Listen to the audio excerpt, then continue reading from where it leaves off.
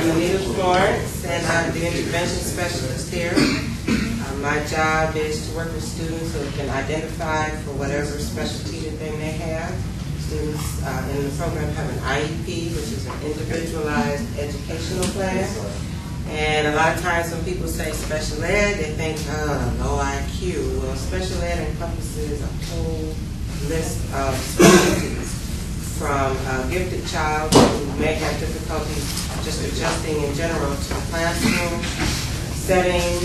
I had a student here recently that had a severe speech impediment, and most of his IEP was geared around getting him services for the speech impediment, and he's currently scheduled to go to college. He graduated. He was truthfully finished with 4 classes in 2 months. So although he had an IEP and a special ed student, it was not academics, it was speech only.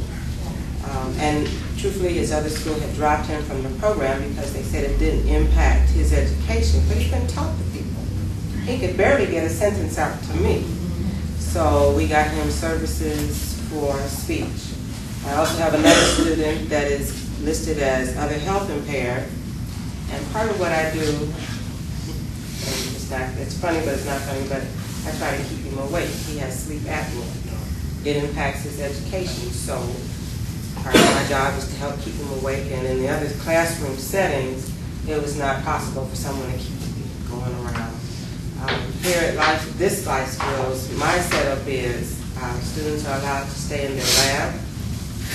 They are allowed to come to my lab and stay all day, or they can do a combination of both.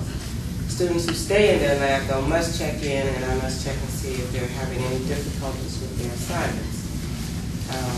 The testing process is long and lengthy. We must do 3 interventions with them before they actually get tested.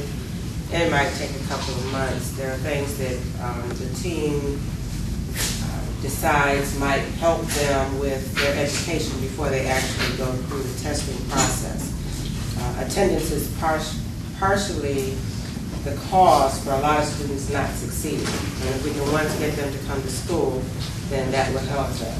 I'm also like Ms. Williams and most of the rest of the staff, students who come in and have a particularly bad day, somehow or another, some of them latch on. They just need that extra mother figure or father figure, being the case, that will help push them. And although they are 16 and 22-year-olds, I have some 22-year-olds that follow me around like a little baby because they just need that extra help.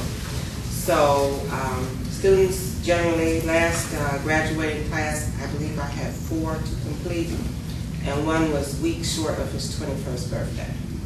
So the program works, but they must come. I have 1 now scheduled for graduation in December who is 22 already, and he must be finished before he turns 23. So any specialty, one of the catchwords, ADHD, can be considered a specialty because it does hinder the education of the student.